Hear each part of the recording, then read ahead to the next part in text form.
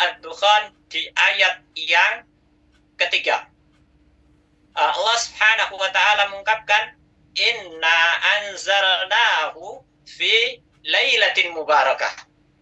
Inna anzalnahu fi lailatin mubarakah.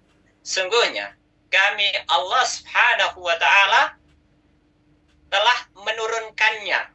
Yang dimaksud ini adalah Al-Qur'an. Fi lailatin mubarakah. Di malam yang diberkahi. Nah, memang kemudian para ulama berdebat tentang makna malam yang diberkahi. Ada, tapi pandangan tidak keseluruhan ulama. Ada yang mengatakan fi lailatin mubarakah adalah di nisfu Sya'ban. Tetapi nampaknya pandangan kebanyakan para ulama tafsir mengatakan bahwa fi lailatin mubarakah itu ya di malam Ramadan. Pandangan para ulama ini, khususnya yang mengatakan dia Al-Quran diturunkan di malam Ramadan, adalah berdasarkan penegasan misalnya surat Al-Qadar. Ketika Allah Subhanahu wa taala mengungkapkan inna anzalnahu fi lailatul qadar. Jadi Allah Subhanahu wa taala mengungkapkan sesungguhnya kami Allah Subhanahu wa taala telah menurunkannya. Nya kembali sekali lagi, nya di sini adalah Al-Qur'an fi lailatul qadar. Di malam yang penuh dengan kemuliaan. Fi lailatul qadar. Nah, ibu-ibu, kalau kita baca ini gitu ya, kita akan mendapatkan informasi secara tegas bahwa Al-Qur'an turun di bulan Ramadan, itu yang pertama. Yang kedua, Al-Qur'an turun di malam yang kita kenal sebagai Lailatul Qadar.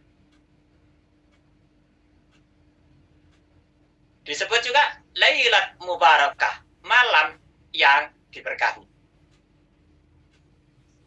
Nah, Bapak Ibu, padahal kita tahu bahwa Al-Qur'an, jadi Al-Qur'an itu turun secara terpisah-pisah. Jadi Al-Qur'an ini turun secara berangsur-angsur. Tapi bagaimana kita memahami ini Al-Qur'an turun di bulan Ramadan? Bagaimana kita memahaminya? Maka tak sedikit para ulama tafsir mengungkapkan bahwa Al-Qur'an turun di bulan Ramadan itu artinya Al-Qur'an turun secara utuh dari langit tingkat 7 ke langit dunia itu secara utuh di malam Lailatul Qadar. Jadi malam yang disebut dengan Lailatul Qadar, saat itu turun Al-Qur'an secara utuh dari langit ke-7, dari Lauhul Mahfuz kepada langit ke dunia, langit dunia. Dibawa oleh malaikat Jibril. Dan kemudian dari langit dunia kepada Rasulullah sallallahu wasallam alaihi, Al-Qur'an turun secara berangsur-angsur. Bahkan karena berangsur-angsur itu kita kemudian tahu Al-Qur'an ini turun di mana, sebab turunnya apa. Kita belajar sejarah tentang sejarah latar belakang turunnya Al-Qur'an, begitu. Jadi ibu-ibu, kalau kita baca ini, kita sekali lagi kita akan menemukan pandangan para ulama bagaimana memahami ini adalah Al-Qur'an turun dari Lauhul Mahfuz ke langit dunia itu turun secara utuh, dan dari langit dunia disampaikan kepada Rasulullah sallallahu alaihi secara berangsur-angsur, dan turun utuh itu di malam yang kemudian dikenal sebagai Lailatul Qadar. Kalau bicara tentang ini, di Indonesia itu kita mengenal 17 Ramadan sebagai hari Nuzulul Quran. Nah, ini kemudian terjadi perdebatan. Kira-kira 17 Ramadan itu berarti Lailatul Qadar. Nah, ini yang menarik. Tapi kita tinggalkan perdebatan-perdebatan itu, kita kembali masuk ke Al-Quran dan Ramadan. Yang kedua, bagaimana maknai Al-Quran turun di bulan Ramadan? Atau tepatnya di malam Lailatul Qadar? Atau malam yang disebut Lailah Mubarakah? Ini tak sedikit para ulama yang mengatakan awal turunnya Al-Quran. Ya. Berdasarkan, kalau kita baca berdasarkan yang terkuat dari pandangan para ulama, ayat yang pertama kali turun atau wahyu yang pertama kali turun, yaitu surat Al-Alaq ayat 1 sampai dengan ayat 5, ini turun di malam yang kemudian dikenal sebagai Lailatul Qadar atau Lailah Mubarakah, yang itu di bulan Ramadan. Jadi Al-Quran turun di bulan Ramadan ini bagaimana maknanya? Yang pertama adalah turun secara utuh di bulan Ramadan. Yang kedua adalah turun awalnya saja di bulan Ramadan. Karena kita kan kadang-kadang baca ayat Quran ya, cerita tentang peristiwa apa, loh turun di sini. Kan bukan malam Ramadan, bukan malam yang kita sebut Lailatul Qadar. Ya. Jadi bisa dipahami itu. Jadi para ulama mengatakan sekali lagi, turunnya itu adalah turun secara utuh di Lailatul Qadar, atau awal turunnya wahyu itu di Lailatul Qadar. Selanjutnya turun secara berangsur-angsur. Nah, Bapak Ibu, kalau kita cermati, kalau kita baca apa yang disampaikan oleh riwayat Bukhari, kita akan temukan bahwa biasanya di bulan Ramadan malaikat Jibril datang kepada Rasulullah SAW dan melakukan tadarus bersama ayat Al-Quran. Ayat-ayat Al-Quran ini biasanya turun sekali.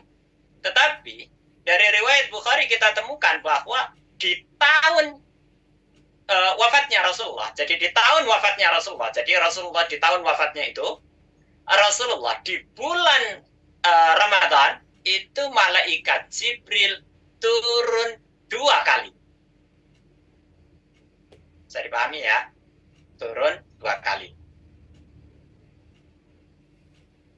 Jadi sebelum tahun kewafatan Rasulullah SAW, malaikat Jibril tadarusnya itu turun sekali. Tapi setelah di tahun kewafatan Rasulullah, malaikat Jibril menemui Rasulullah di 1 Ramadan itu 2 kali. Kemudian kita juga temukan bagaimana sejarah para salafun salih. Mereka ternyata di bulan Ramadan berusaha untuk berlomba-lomba membaca Al-Quran. Berlomba-lomba untuk menghatamkan Al-Quran. Bahkan ketika tiba bulan Sya'ban, bulan sebelum Ramadan, para salafun salih itu banyak sekali membaca Al-Quran.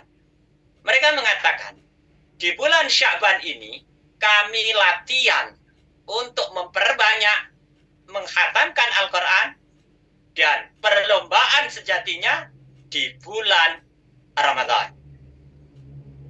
Nah, kalau kita bicara tentang ini adalah bagian dari persiapan memasuki Ramadan. Sayangnya kita masuki Ramadan juga tanpa persiapan. Padahal salah satu persiapan yang dilakukan oleh salafun salih adalah bagaimana di bulan Sya'ban memperbanyak bacaan Al-Quran, sehingga nanti di bulan Ramadan mereka betul-betul bisa berlomba-lomba banyak-banyakan baca Al-Quran. Ibu-ibu, semoga dirahmati oleh Allah Subhanahu wa Ta'ala.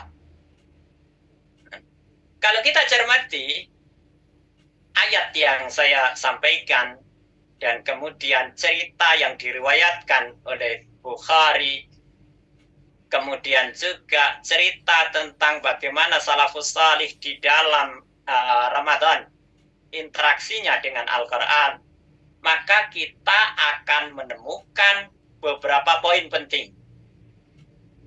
Satu, ada Al-Quran. Dua, ada Ramadan. Tiga, ada malaikat Jibril. Empat, ada Al-Quran. Perhatikan baik-baik. Al-Quran, Ramadan, malaikat Jibril, Lailatul Qadar. Perhatikan baik-baik. Jadi beberapa poin ini penting. Jadi pembicaraan kita Al-Quran dan Ramadan, kita akan menemukan beberapa poin ini. Sekali lagi, yang pertama adalah Al-Quran, kemudian ada malaikat Jibril, ada juga Ramadan, ada juga Lailatul Qadar, ada juga Muhammad Rasulullah salawatullahi wassalamu alaihi. Apa yang bisa kita ambil di sini? Al-Quran ini adalah kitab yang mulia. Para ulama kemudian mengatakan kitab ini kitab yang sangat mulia. Jadi Al-Quran Al-Karim itu artinya kitab yang mulia. Terkadang kata Al-Karim ini diterjemahkan yang mudah memberi. Artinya apa? Al-Quran Al-Karim itu artinya Al-Quran yang mulia, di dalamnya ada banyak hal yang bisa memberikan kontribusi untuk kemudian menjadi sumber daya kebaikan bagi yang membacanya. Kira-kira begitu. Jadi Al-Quran Al-Karim, kata Al-Karim biasanya diartikan satu, pemurah, dua, mulia. Ini yang ingin saya sampaikan. Al-Quranul Karim itu Al-Quran yang bukan sekedar mulia, tapi di dalamnya terdapat hal-hal positif yang bisa bermanfaat atau bahkan sangat bermanfaat bagi orang yang mau bacanya. Coba cermati baik-baik. Al-Quran ini mulia. Kemudian di dalamnya banyak hal yang bisa menyebabkan kemuliaan. Karena itu sekali lagi para ulama mengungkapkan bahwa Al-Quran ini mulia. Dibawa oleh malaikat Jibril, malaikat yang mulia. Turun kepada salah seorang nabi, Nabi Muhammad sallallahu alaihi wasallam, dan jadilah dia manusia paling mulia. Turun di salah satu bulan Ramadan, dan jadilah bulan Ramadan menjadi Sayyidus Syuhur, bulan yang paling mulia. Dan turun pada satu malam di bulan Ramadan, dan malam itu kemudian menjadi malam yang mulia, dikenal dengan Lailatul Qadar, malam penuh kemuliaan. Artinya siapapun yang ingin berinteraksi dengan Quran, dia akan mendapatkan kemuliaan ini. Bahkan kalau kita membaca sejarah, kita menemukan bahwa Jazirah Arab itu dulu menjadi jazirah yang diduga tidak pernah akan bangkit.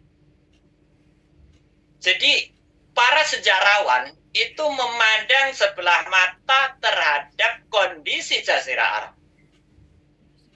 Kondisi jahiliyah yang ditandai, setidaknya kondisi jahiliyah ini ditandai dengan 4 hal penting.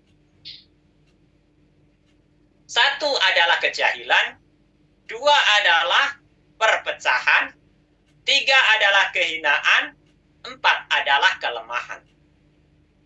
Kalau kita baca sejarah jahiliyah, kita akan temukan karakter masyarakat Jazirah Arab pada waktu itu adalah jahil, berpecah belah, hina, dan lemah. Karena 4 karakter penting yang menonjol inilah kemudian kemudian para sejarawan mengatakan bahwa tidak mungkin Jazirah Arab bangkit dan maju. Tapi sudah saya katakan bahwa Al-Quran ini manakala turun pada seseorang, dia akan menjadi mulia. Al-Quran ini ketika turun pada satu malam, menjadi malam yang mulia. Al-Quran ini ketika turun di satu bulan, bulan itu menjadi mulia. Dan Al-Quran ini ketika turun di Jazirah Arab, dan pada waktu itu Jazirah Arab dipandang sebelah mata oleh para sejarawan, maka bangsa Arab pun menjadi mulia. Itu fakta sejarah. Jadi kita bisa melihat, bahkan bangsa Arab yang waktu itu dianggap sebelah mata, tidak dianggap apa-apa, tidak mungkin bangkit dan sejajar dengan bangsa-bangsa lainnya, dengan hadirnya Al-Quran bukan sekedar bangkit. Tapi ternyata kita akan menemukan bangsa Arab dengan Al-Quran itu lambat laun bahkan mampu memberikan warna dan corak pada peradaban bangsa lain. Coba perhatikan. Ternyata kemuliaannya tidak berhenti di Jazirah Arab, tapi sampai Spanyol, ya, sampai Cordoba, bukan Cordoba, bukan itu beda. Sampai Cordoba, sampai Spanyol, bahkan karena pengaruh ini, kemuliaan ini, bangsa Arab pernah, kan, dengan Al-Quran dan Islamnya bisa memberikan warna dan corak peradaban di hampir 2/3 daratan. Saya bilang 2/3 daratan, bukan 2/3 bumi. Kalau 2/3 dunia itu adalah lautan. Tapi ini 2/3 daratan. Nah, ini kan luar biasa. Ya, toh? Jadi, Al-Quran ini ternyata luar biasa. Ya. Jadi, Al-Quran hadir bukan sekedar hadir. Al-Quran ada bukan sekedar ada, tapi bisa membangkitkan kemuliaan ini. Dan kemuliaan bukan sekedar berhenti pada lingkup itu saja, tapi juga menyebar pada kalangan yang lebih jauh dari lingkup itu. Jadi, kalau kemudian ada yang bertanya, kenapa sekarang Jazirah Arab begini? Ya, teori dasarnya adalah karena jauhnya mereka dari bagaimana Al-Quran. Tentu bukan masalah membacanya saja, tapi juga nilai-nilai Al-Quran. Dan pembicaraan ini mengantarkan saya dan ibu-ibu semua harus memahami materi yang kedua, yaitu tentang Al-Quran bukan sekedar bacaan. Jadi, ibu-ibu, Al-Quran bukan sekedar bacaan. Jadi kalau sekedar bacaan, bisa jadi, ya sekali lagi, kalau sekedar bacaan, bisa jadi hanya kita baca dan bisa jadi nilai pengaruhnya tidak begitu signifikan. Baiklah, kita lihat. Jadi Al-Quran bukan sekedar bacaan. Sebagaimana kita tahu dari ayat yang saya bacakan tadi, ketika saya bicara tentang ayat Allah, Syahrul Ramadan alladzi unzila fihi al-Quran. Turunnya Al-Quran di bulan Ramadan, kata Allah, hudal linnas wa bayyinatin minal huda wal furqan. Jadi fungsi Al-Quran ini bukan sekedar dibaca, tapi bagaimana Al-Quran ini lebih lanjut akan menjadi hidayah, menjadi pedoman bagi kehidupan kita. Dan kita tahu bahwa ketika kaum muslimin itu meninggalkan Al-Quran, ya, maka yang terjadi adalah bahwa kaum muslimin kemudian jauh dari Al-Quran, nggak ngerti Al-Quran, jadi bisa jadi masih membaca, tapi tidak paham isi kandungannya, jadi sekali lagi pengaruhnya tidak signifikan ketika kemudian beda dengan saat Al-Quran ini dipahami dan kemudian diterapkan. Insya Allah nanti kita bicarakan. Jadi sekali lagi kita masuk di poin kedua, yaitu pembicaraan saya, Al-Quran bukan sekedar bacaan. Saya ingin sampaikan, tema ini boleh juga, subjudul yang saya sampaikan sekarang ini, poin kedua ini, boleh juga dijuduli sebagai Al-Quran adalah rahasia kejayaan. Karena orang-orang sudah mulai mengatakan bahwa Al-Qur'anu sirru nahdatina. Al-Qur'an adalah rahasia kebangkitan kita. Al-Qur'an adalah rahasia kejayaan peradaban kita. Jadi sebenarnya rahasianya ada di Quran. Jadi kalau kita bicara tentang bagaimana Republik Indonesia, presidennya mengatakan hebat, Indonesia hebat.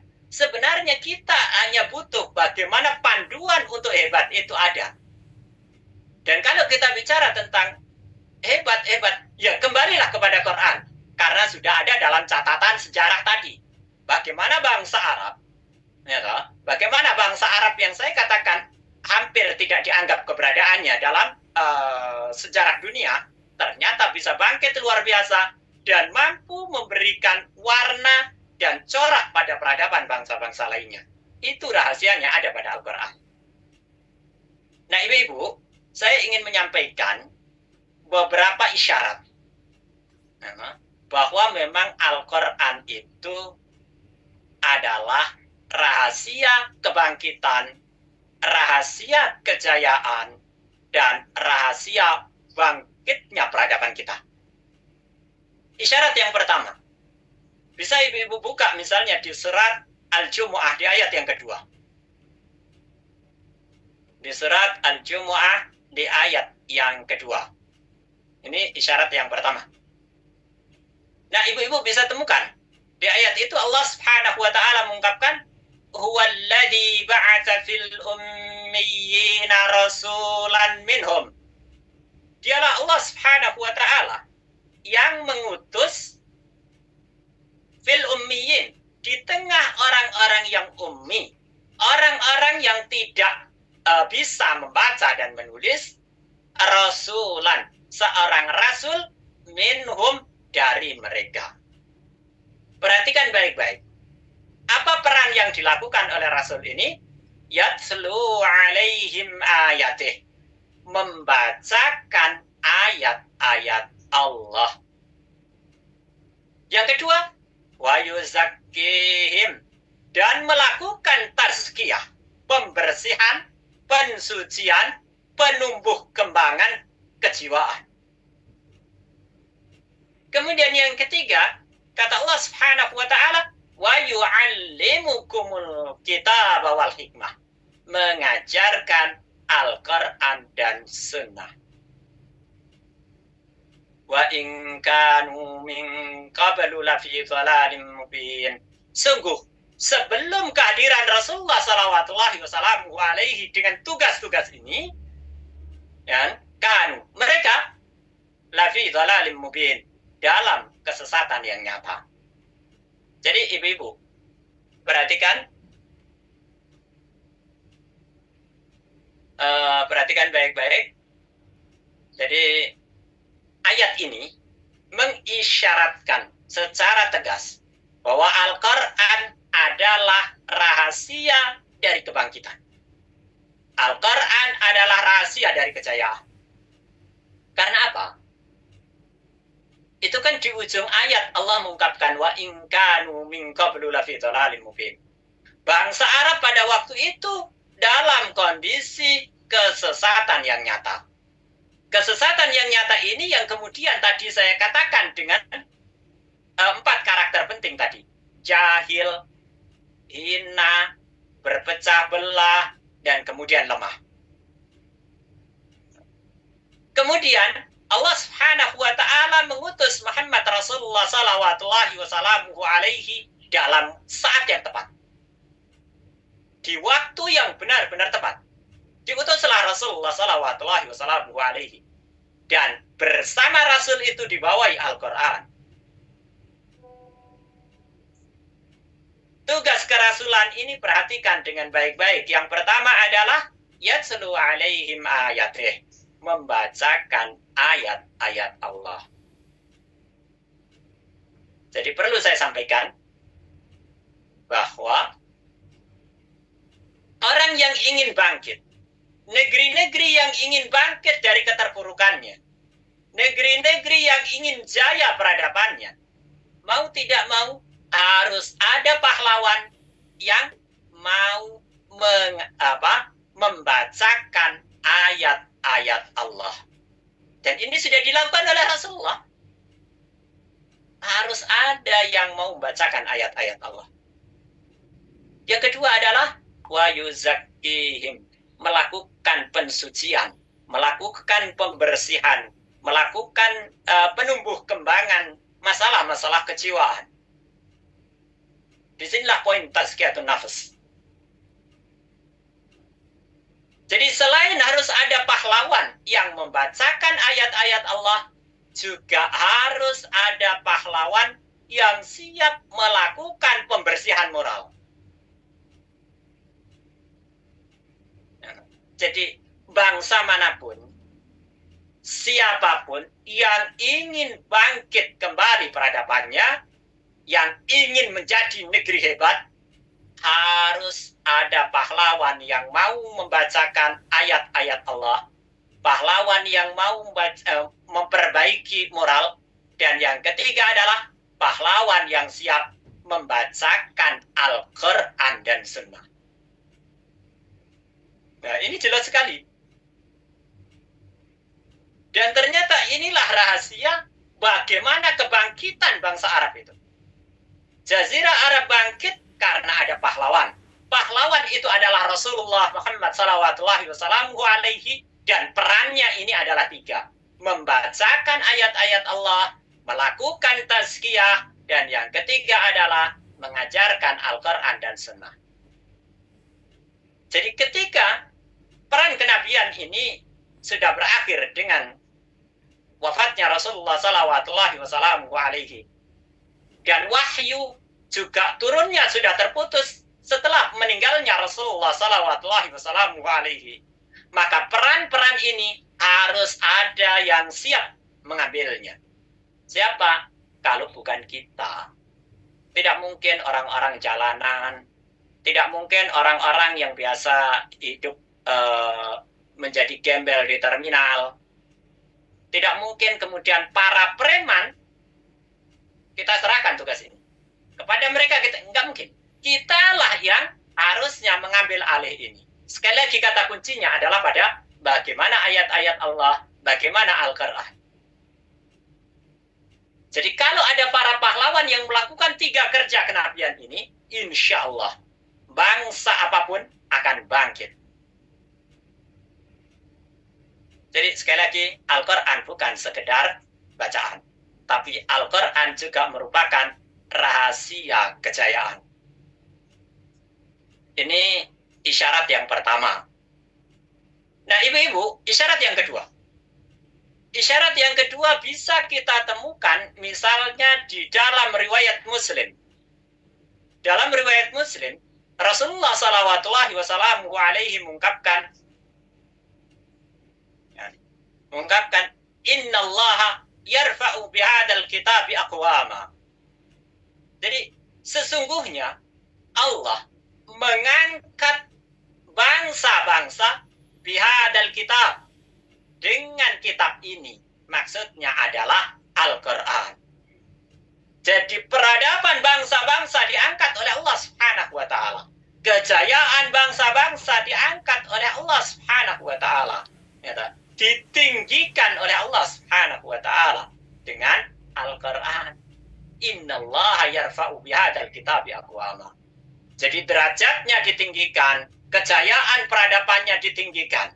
Kata Rasulullah sallallahu alaihi wa yada'u bihi akharin.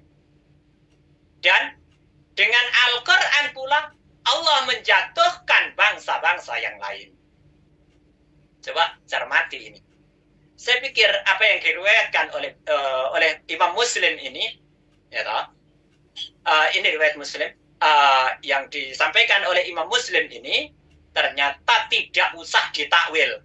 Ungkapan Rasulullah tegas, Innallaha, sungguhnya Allah, yarfa'u bihadal kitab. Dengan Al-Quran ini, Allah meninggikan aqwaman, bangsa-bangsa. Wa yada'u, dan Allah menjatuhkan bihi, dengan kitab ini, yaitu Al-Quran, akharin, bangsa-bangsa yang lain. Jadi intinya, jatuh bangunnya bangsa kita, jatuh bangunnya negeri-negeri di dunia, jatuh bangunnya komunitas-komunitas, jatuh bangunnya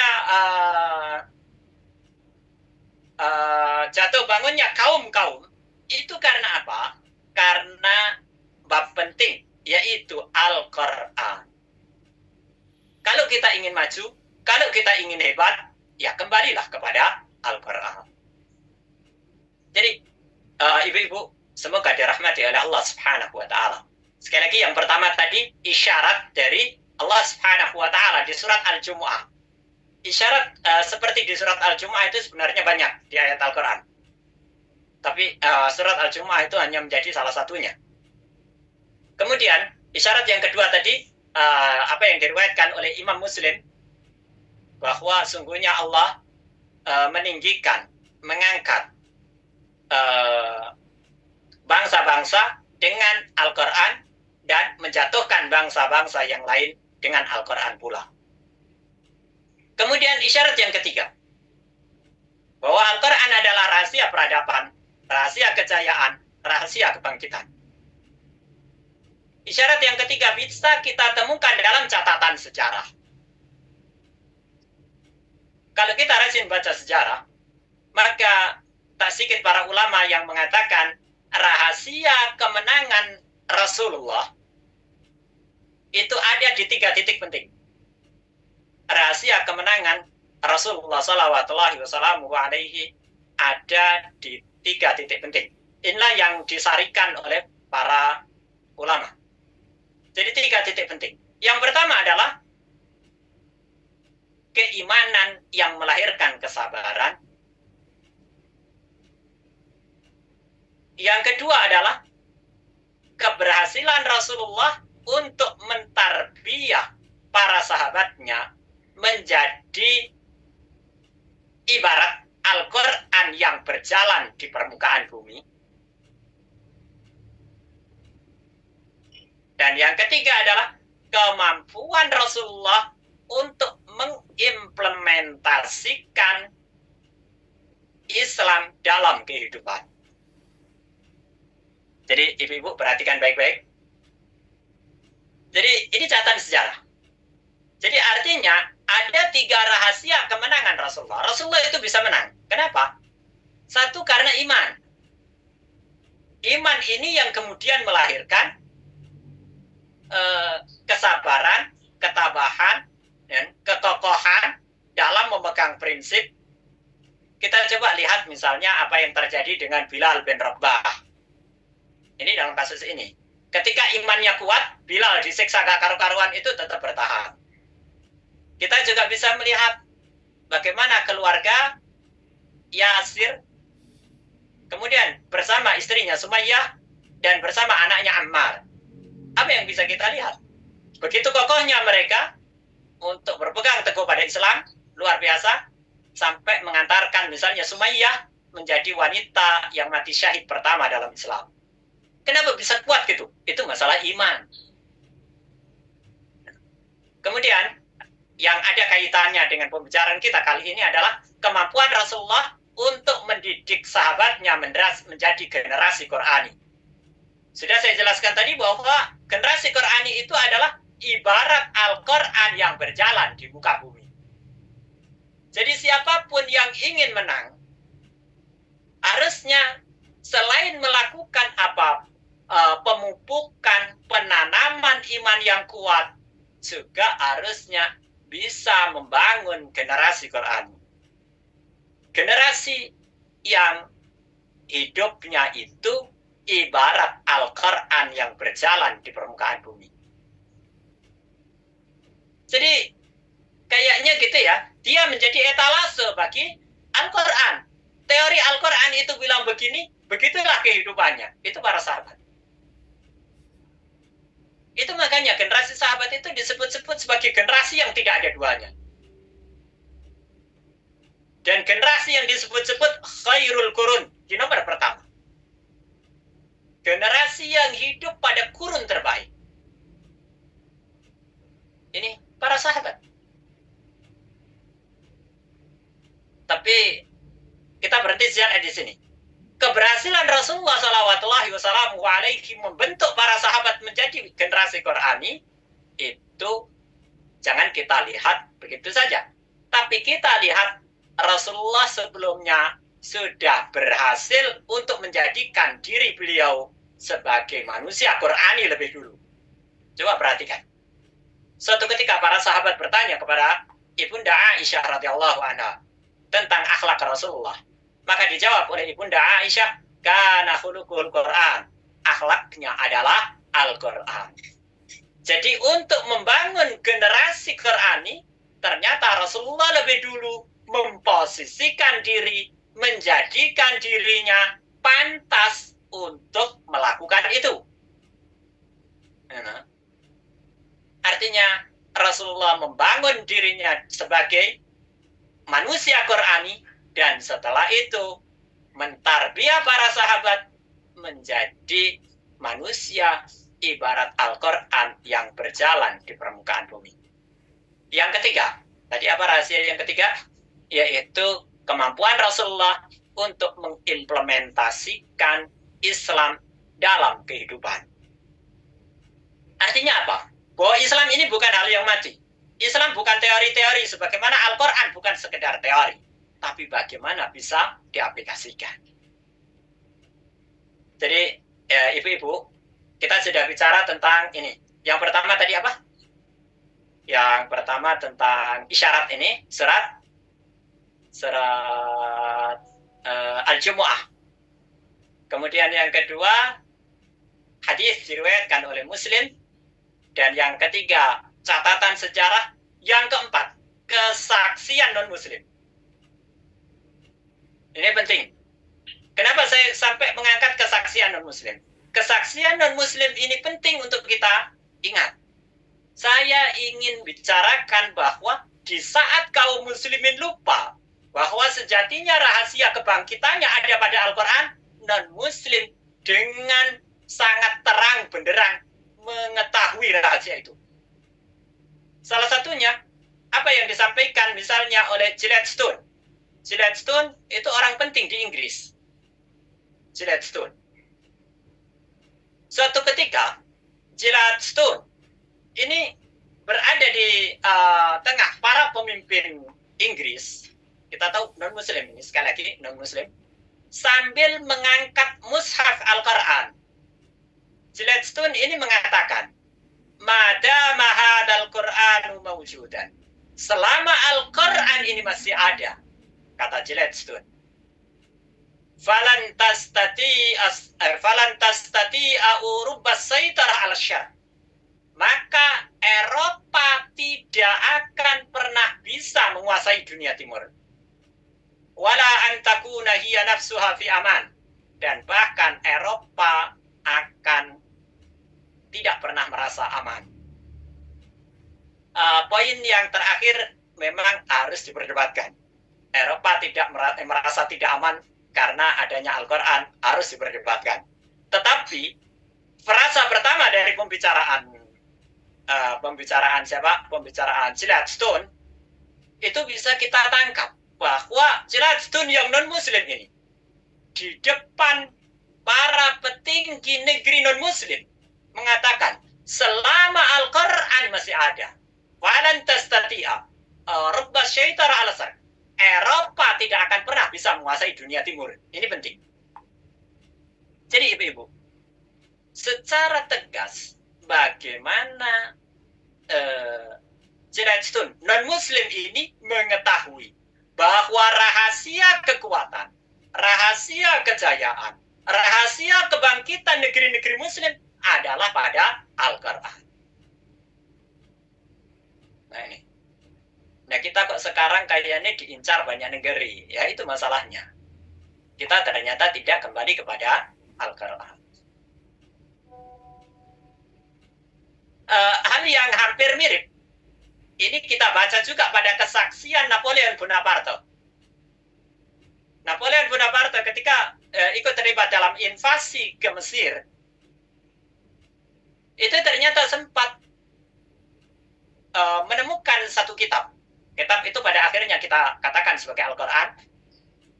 Dan ketika Napoleon Bonaparte berhasil membaca, Napoleon mengatakan, kalau seandainya kaum muslimin paham dengan baik isi kitab ini, tentu mereka tidak akan tunduk kepada kita. Ngeri. Ya. Inilah rahasia kekuatan, rahasia kejayaan, rahasia kebangkitan.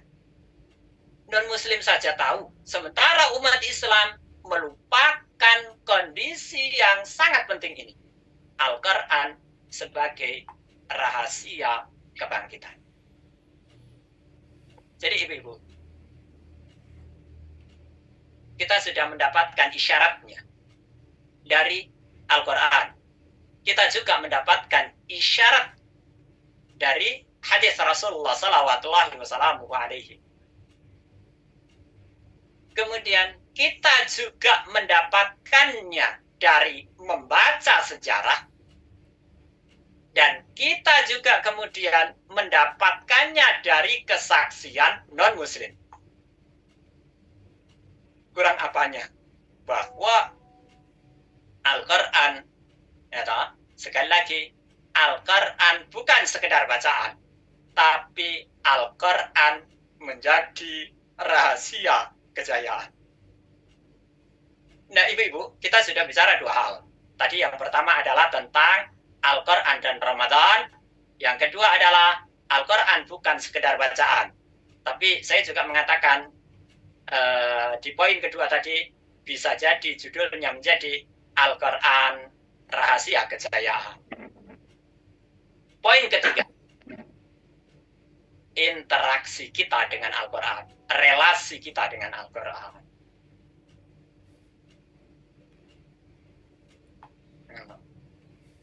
Bagaimana relasi kita dengan Al-Quran? Kalau kita rajin baca tafsir, maka kebanyakan para ulama tafsir akan mengungkapkan cerita yang disampaikan oleh para sahabat. Bagaimana mereka dulu belajar Al-Quran dari Rasulullah Sallallahu Alaihi. Bagaimana mereka dulu belajar Al-Quran dari Rasulullah Sallallahu Alaihi Wasallam.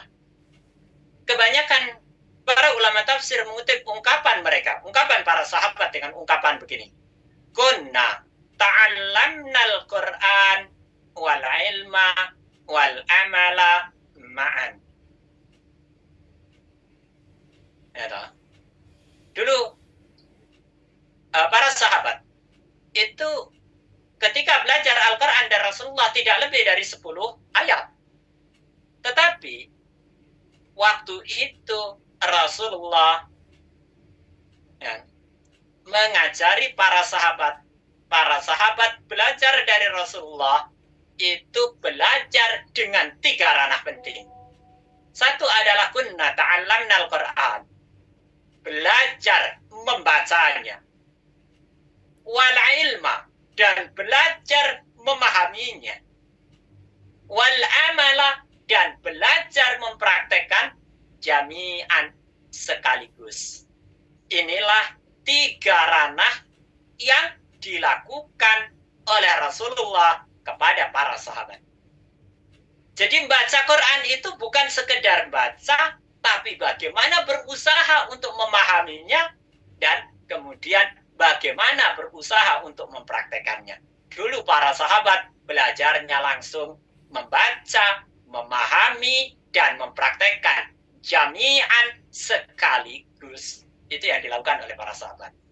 Jadi dengan teori ini tidak heran kalau kemudian bangsa Arab itu menjadi bangkit luar biasa. problem kita adalah kita masih belajar membaca. Bisa jadi belajar memahami nggak ada waktu. Kemudian belajar mempraktekannya, apalagi nggak paham mau dipraktekkan apanya. Sangat mungkin kita akan menemukan ketika ada orang melakukan apa yang ada di Quran, kita akan mengatakan, kayaknya aneh ini, aku nggak pernah dengar, padahal ada di Quran. Ya toh? Jadi ibu-ibu, perhatikan baik-baik. Kondisi kita itu sekarang mirip dengan yang diungkapkan oleh para ulama masa lalu. Mereka mengatakan, nahnu qaumun la naqra. Kita ini adalah umat yang tidak membaca. Wa idza qara'na la nafham. Ketika kita membaca, kita tidak paham. Wa idza fahimna la na'mal. Dan ketika kita paham, kita nggak melakukannya, nggak praktekannya. Wa idza amilna, jika kita sudah mengamalkannya, la nukhlis, kita tidak ikhlas. Itulah gambarannya, kira-kira begitu. Nahnu qaumun la naqra. Kita ini umat yang nggak pernah baca. Wa idza qara'na la nafham. Kalau baca ya ora paham. Wa idza fahimna la na'mal. Nek wis paham orang ngerjake. Wa idza amilna, kalau toh ada yang ngerjakan la nukhlis, kita ternyata seringkali tidak ikhlas. Ini problem kita. Maka mudah-mudahan Ramadan menjadi pengingat bagi setiap kita untuk kembali berinteraksi dengan Al-Quran. Intinya, interaksi kita dengan Al-Quran di bagian ini ada 3 poin penting. 1, membaca. Yang kedua adalah mentadabburinya. Dan yang ketiga adalah mempraktekkannya. Nah ibu-ibu, baiklah kita bicarakan membacanya. Seperti saya katakan tadi, bahwa Al-Quran ini adalah pedoman hidup. Al-Quran ini adalah hidayah. Al-Quran ini adalah petunjuk untuk hidup. Ini ibaratnya kayak kompas dan peta bagi para musafir. Kalau para musafir ini tidak bisa membaca kompas dan tidak bisa membaca peta, maka kemungkinannya tersesat. Meskipun dia bawa peta dan bawa kompas kemana-mana. Bisa jadi ibu-ibu, di tas ibu-ibu itu ada Quran dibawa setiap hari, tapi nggak pernah dipahami. Sama dengan musafir yang bawa kompas dan bawa peta, tapi tak bisa membacanya. Ya tersesat. Ya kan? Nah, untuk itu, ada langkah-langkah kita. Yang pertama adalah membaca. Jadi, Al-Quran itu ya harus dibaca. Bagaimana bisa paham kalau nggak baca? Jadi baca. Bahkan membaca ini, ibu-ibu, setiap satu hurufnya kita dapat pahala yang luar biasa. Pahalanya, ya, kita dapat pahala nilainya itu 10 kebaikan. Dalam riwayat Muslim, Rasulullah SAW mengungkapkan, man qara'a harfan min kitabillah. Siapa yang membaca satu huruf min kitabillah, dari kitab Allah, falahu bihi hasanah, maka dia mendapatkan dengan bacaan satu huruf itu hasanah, 1 nilai kebaikan. Wal hasanatu bi asyri amthaliha. 1 nilai kebaikan ini dilipat gandakan menjadi 10 kali. Jadi kalau baca 1 huruf dari Al-Quran dapat 10 kebaikan. Rasulullah kemudian mencoba menjelaskan lebih rinci. Beliau mengatakan, la aqulu alif lam mim harfun. Saya tidak mengatakan, kata Rasulullah, bahwa alif lam mim itu satu huruf. Tapi kata Rasulullah, walakin alifun harfun. Tetapi alif itu satu huruf, walamun harfun, dan lam itu satu huruf, wa mimun harfun, dan mim itu satu huruf. Berarti nyari pahala janjane gampang. Baca alif lam mim dapat 30 pahala. Ya kan? Kalau kita mau baca misalnya Bismillahirrahmanirrahim, pada basmalah ini ada 19 huruf. Kira-kira kita sudah dapat pahala 190. Kan begitu toh? Nah iya, nyari pahala aja saudara-saudari ternyata kayaknya masih males. Alasannya, pahala nggak kelihatan, yaitu ujian buat kita. Jadi ibu-ibu, jadi ini ujian buat kita pada akhirnya. Nah, ya dapat pahala, ya, nyari pahala gampang. Orang-orang mengatakan, wah, nyari yang haram aja susah, apalagi yang halal, ngawur.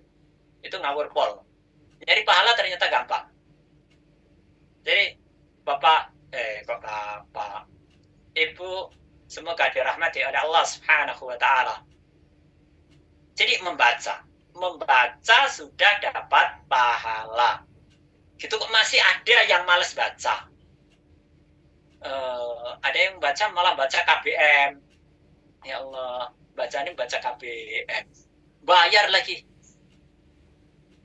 Nah, kenapa nggak baca Quran gitu loh? Ya. Wis nggak bayar dapat pahala.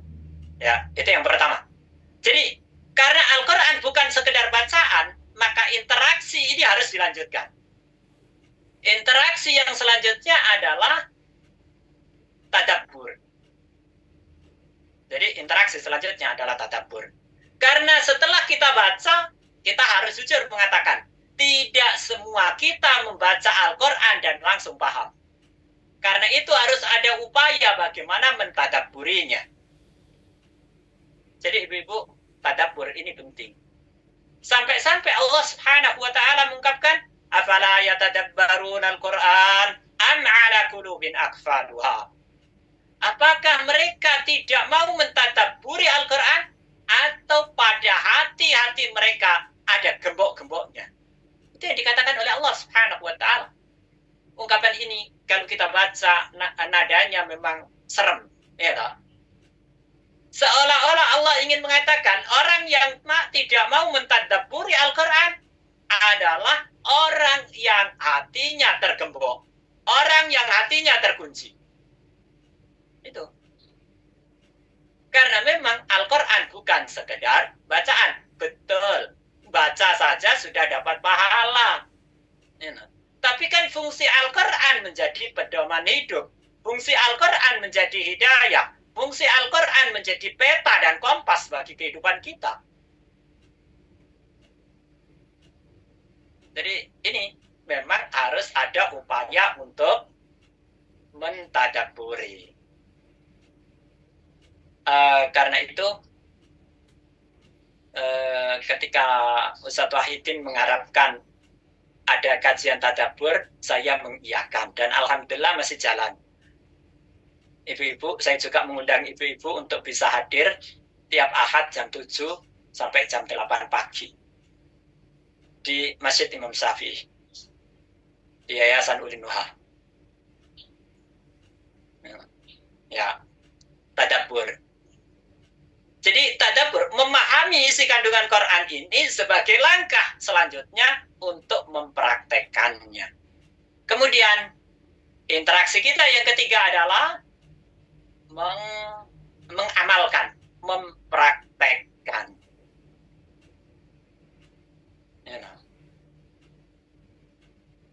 Jadi mempraktekkan. Kalau kita sudah pernah paham, maka lakukan pemahaman ini. Dan sudah saya sampaikan bahwa inilah salah satu rahasia kemenangan Rasulullah. Bisa mengimplementasikan Islam dalam kehidupan. Inilah salah satu rahasia kemenangan Rasulullah. Bagaimana menjadikan para sahabatnya menjadi generasi seperti Al-Quran yang berjalan di muka bumi. Tidak sekedar membaca, tidak sekedar mentadabburinya, tapi juga mempraktekkannya. Nah, kalau kita tidak melakukan ini, sangat mungkin kita masuk dalam konteks orang yang menjauhi Al-Quran. Suatu ketika Allah bercerita tentang Rasulullah SAW dalam firman-Nya, wa qala ar-rasulu ya Rabb inna qaumi ittakhadhu hadzal Qur'ana mahjura. Jadi Rasulullah Muhammad SAW itu mengatakan, ya Rabb, ya Allah, inna qaumi, sesungguhnya kaumku, ittakhadhu, mereka telah menjadikan Al-Quran ini mahjuran, sesuatu yang ditinggalkan. Dan ketika para ulama mengatakan meninggalkan Al-Quran itu gimana? Yang pertama, para ulama mengatakan meninggalkan Quran itu ya tidak membacanya. Itu yang pertama. Yang kedua, sudah membaca tapi tidak mentadabburinya. Itu juga masuk dalam konteks meninggalkan Al-Quran. Yang ketiga, sudah membaca, sudah mentadabburi, tapi tidak mempraktekannya. Itu juga masuk dalam konteks dan meninggalkan Al-Quran. Ibu-ibu, nampaknya waktunya kurang semenit.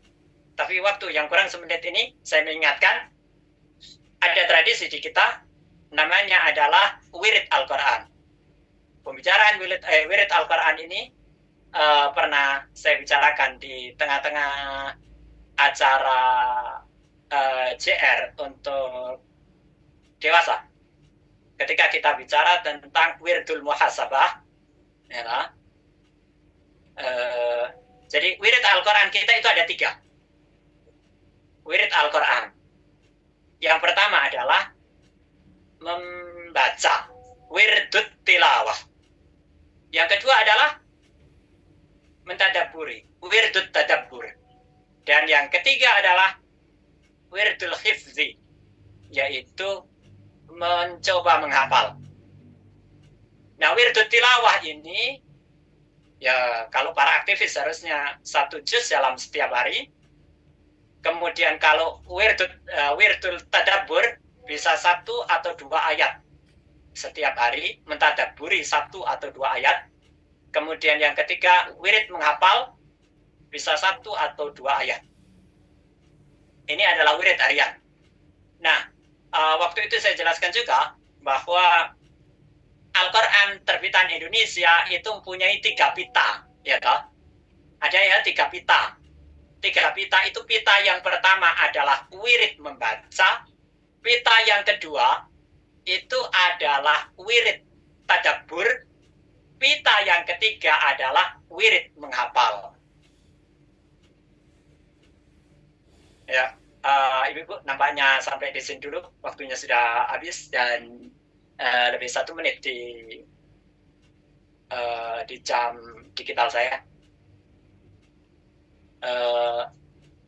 Itu kira-kira.